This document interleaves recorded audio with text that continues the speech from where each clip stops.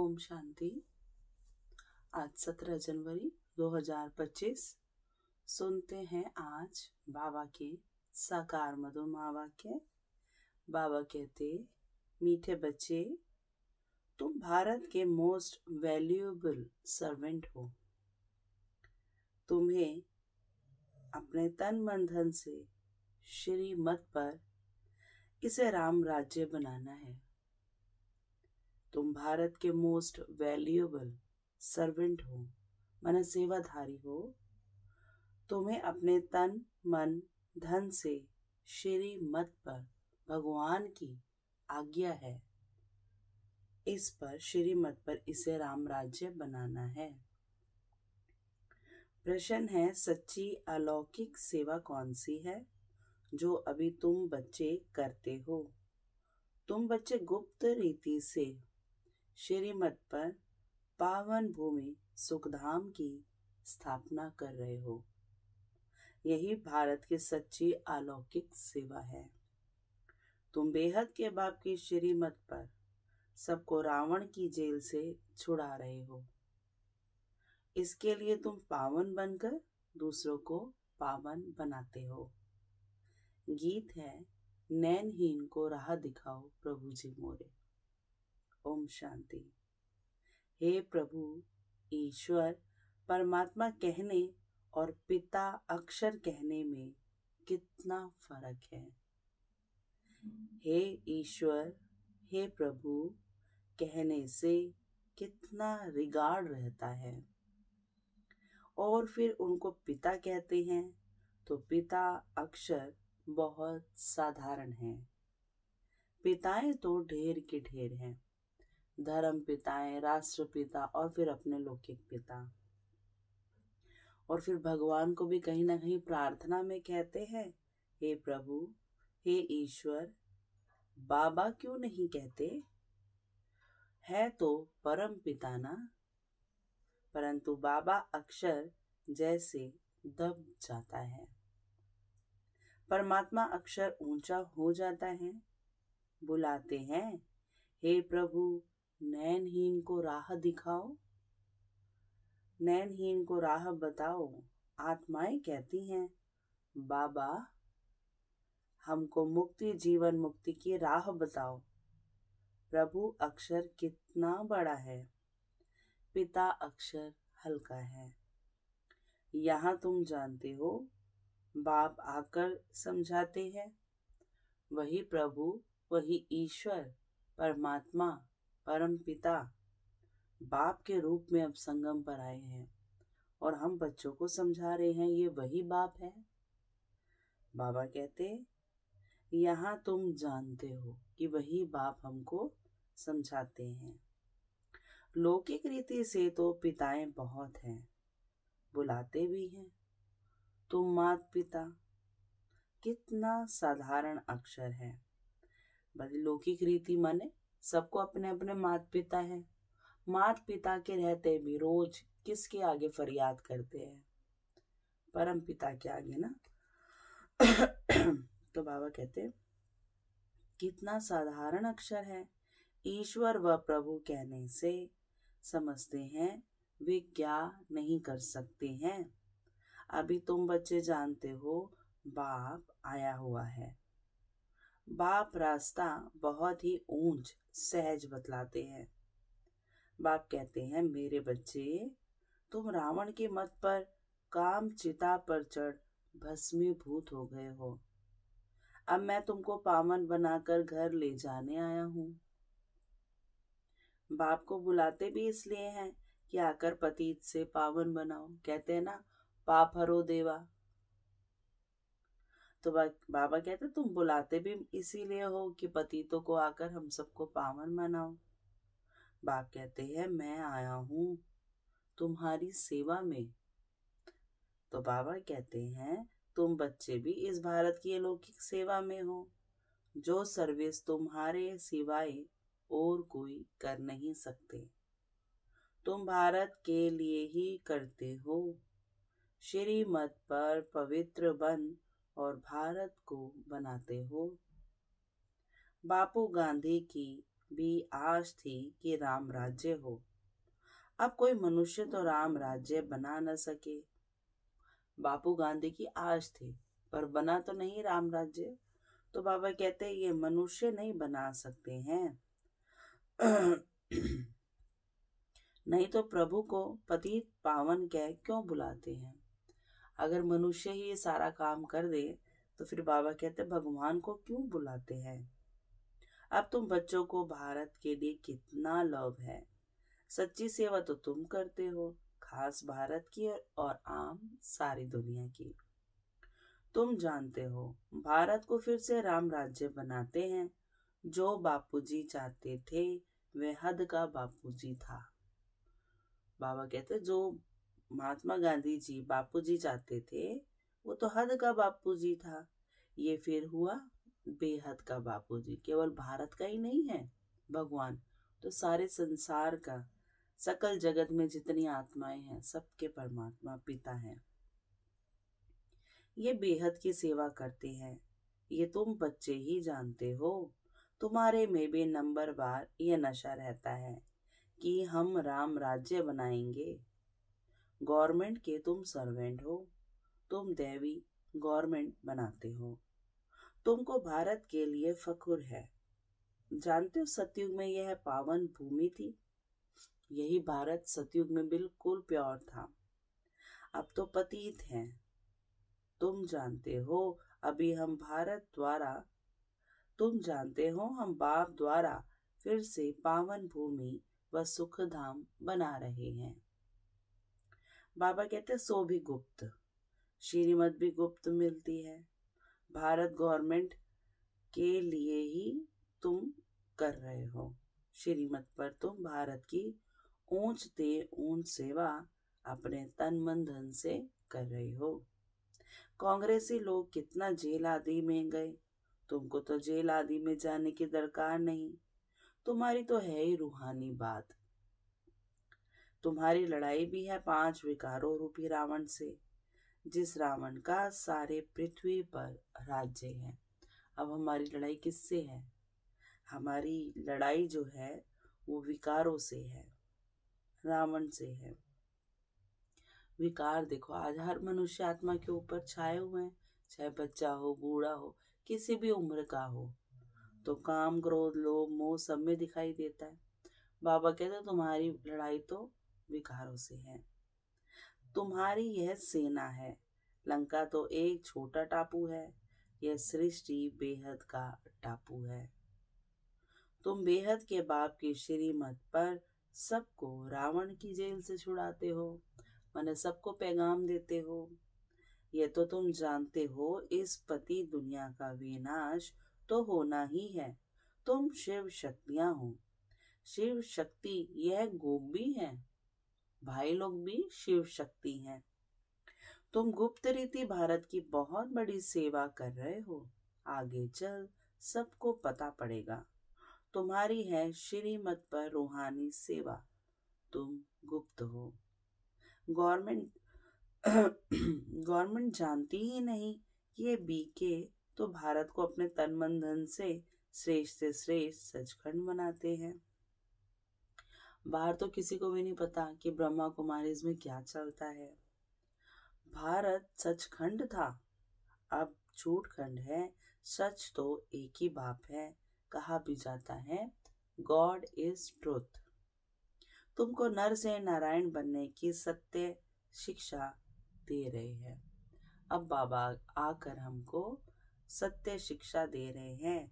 बाप कहते कल पहले भी तुमको नर से नारायण बनाया था।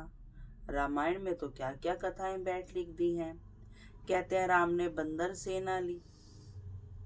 बाबा कहते तुम पहले बंदर मिसल थे, भगवान आए और वो बंदरों की सेना, बंदरों का परिवर्तन करके करेंगे भी क्या। हम आत्माएं जिसमें बंदरों से भी ज्यादा, माने बंदर में सबसे ज्यादा विकार बताते हैं। विकार सब में है पर उनकी वृत्ति ज्यादा तमो प्रधान रहती है। तो बाबा कहते हैं हमारा फिर क्या, उन्होंने देखा स्वरूप कि बंदरों जैसे थे। और कहते हैं राम ने बंदरों की सेना ली है। शिव बाबा कहते हैं तुम पहले बंदर मिसल थे। एक सीता की तो बात नहीं है, कि एक सीता को छुड़ाएंगे। यहाँ तो आत्माएं सब दुखी हैं। आत्मा रूपी सीता की बात है, और आत्मा तो हर मनुष्य शरीर में विराजमान है, और हर आत्मा इस समय दुखी है। रावण की 5 विकारों की जेल में है और अपने राम यानी भगवान को पुकार रही है। तो यहाँ एक सीता की तो बात नहीं है। वो जगत का राम शिव बाबा आएंगे तो हर किसी के दिल को आराम मिलेगा ना। तो बाबा कहते हैं, बाप समझाते हैं कैसे हम रावण राज्य का विनाश कराए, राम राज्य स्थापन करते हैं। इसमें कोई तकलीफ की बात नहीं है। वह तो कितना खर्चा करते हैं। बाबा कहते हैं इसमें कोई तकलीफ की बात नहीं, वे तो कितना खर्चा करते हैं। रावण का बुत बनाकर फिर उसको जलाते हैं, तो क्या बुराइयां मर गई, जल गई? उल्टा और बढ़ रही हैं। बुत बनाने से कोई जलेंगी, अपने भीतर उसको पहचानने से जलेंगी कि हाँ मेरे अंदर बुराई है। समझते कुछ भी नहीं। बड़े बड़े लोग सब जानते हैं,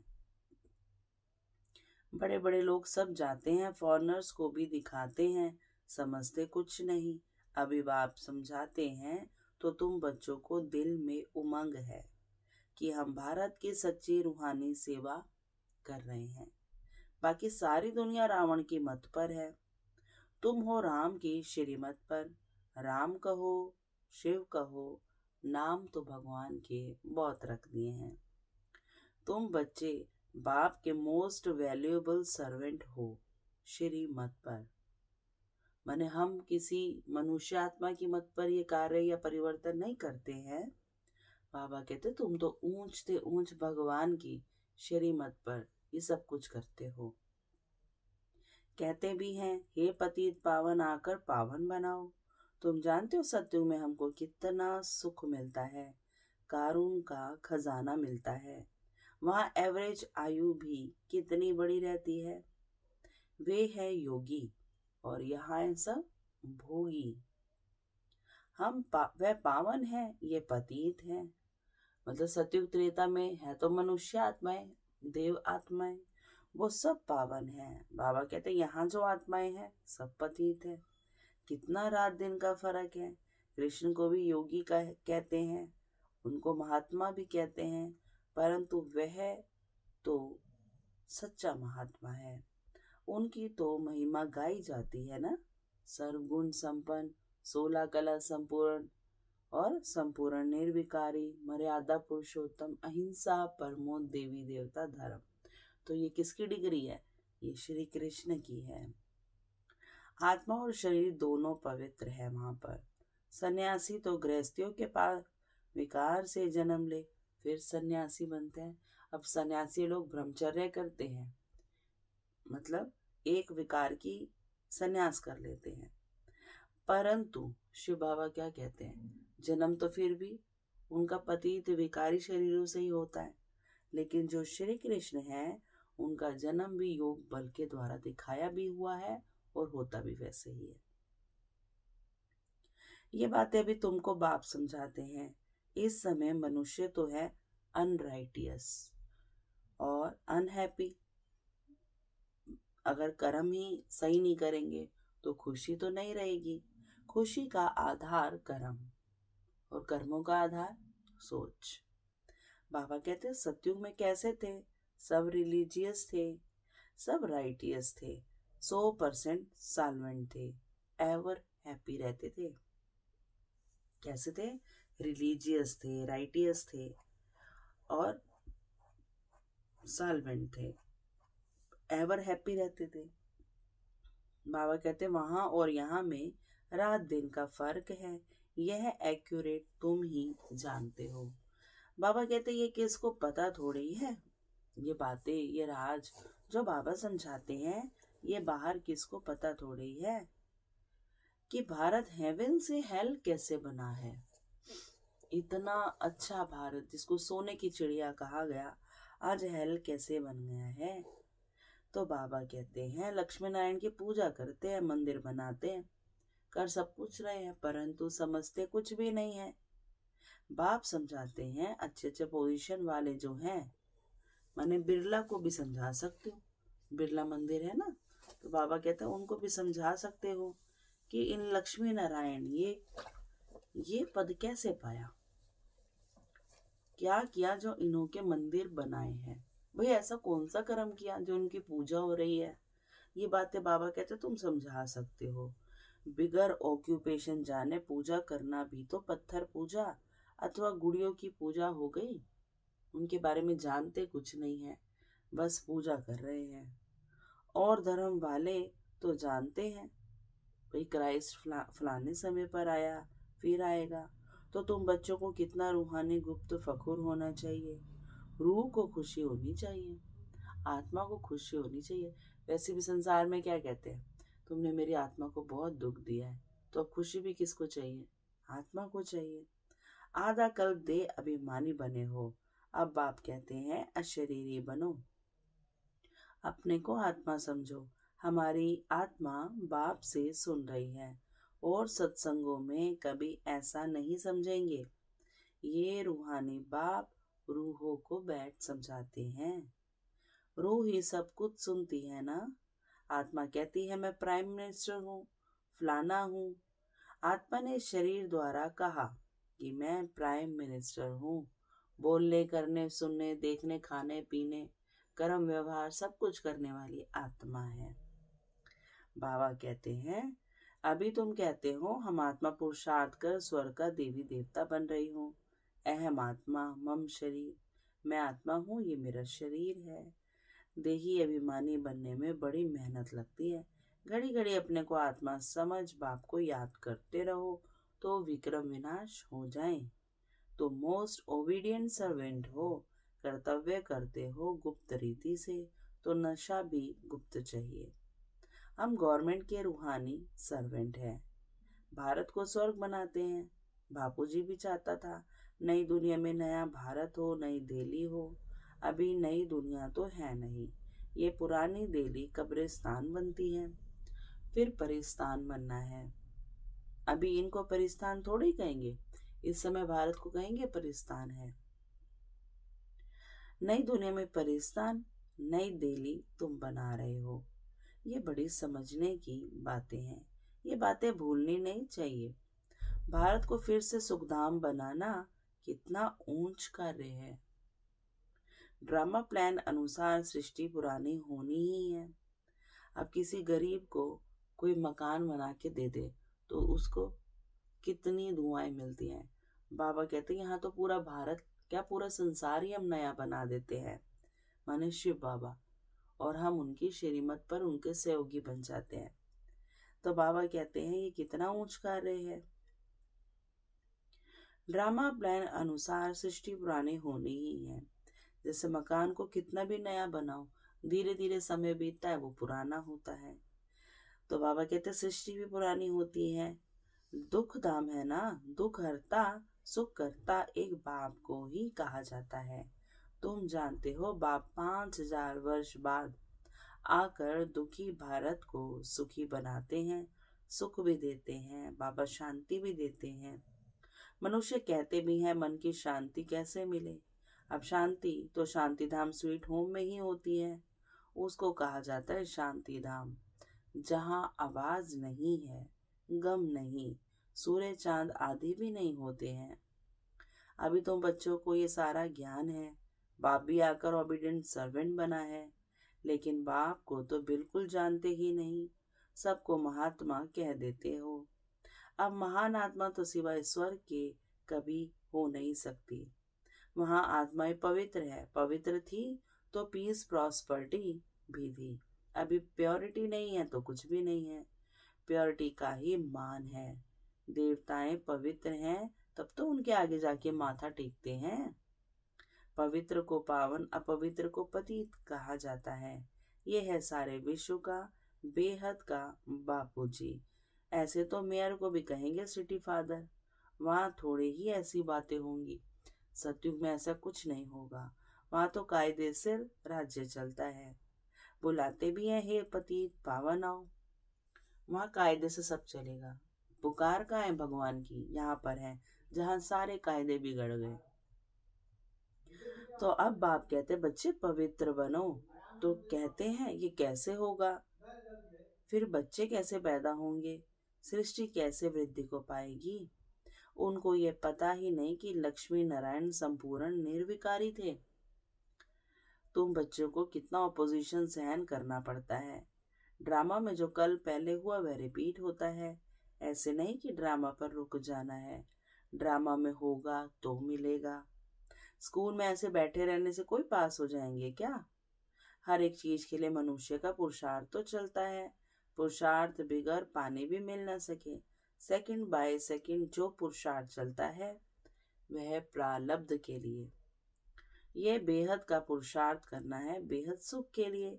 अभी है ब्रह्मा की रात, सो ब्राह्मणों की रात।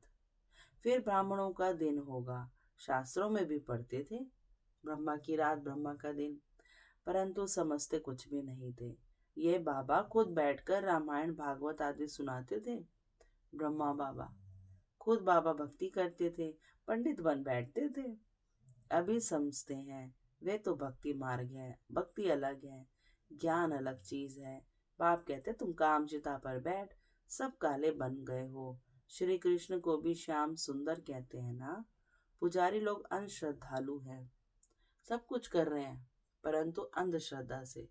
वहां कुछ भी सोच नहीं चलती कि हम सही कर रहे हैं, हम गलत कर रहे हैं, क्या करना चाहिए क्या नहीं। कितनी भूत पूजा है। भूत पूजा माने तत्वों की पूजा। तत्वों से बना शरीर है ना, और शरीर को भगवान समझ पूज रहे हैं। शरीर की पूजा, और कहाँ भगवान को कहते हैं निराकार है। उनको ना आकारी ना साकारी शरीर है, फिर शरीरों को पूज रहे हैं। तो मतलब अंधश्रद्धा है, कुछ भी समझ ही नहीं रहे हैं। शरीर की पूजा गोया 5 तत्वों की पूजा हो गई। इसको कहा जाता है व्यभिचारी पूजा। भक्ति पहले अव्यभिचारी थी, एक शिव की ही होती थी। अभी तो देखो क्या क्या पूजा होती रहती है। बाप वंडर भी दिखाते हैं, नॉलेज भी समझा रहे हैं, कांटों से फूल बना रहे हैं। उनको कहते हैं गार्डन ऑफ फ्लावर्स। जो शिव बाबा रचेंगे, स्वर्ग की स्थापना करते हैं, उनको कहते हैं गार्डन ऑफ फ्लावर्स। फूलों का बगीचा। कराची में पहरे पर एक पठान रहता था। वह भी ध्यान में चला जाता था। कहता था हम बहिशत में गया, खुदा ने हमको फूल दिया। उनको बड़ा मजा आता था।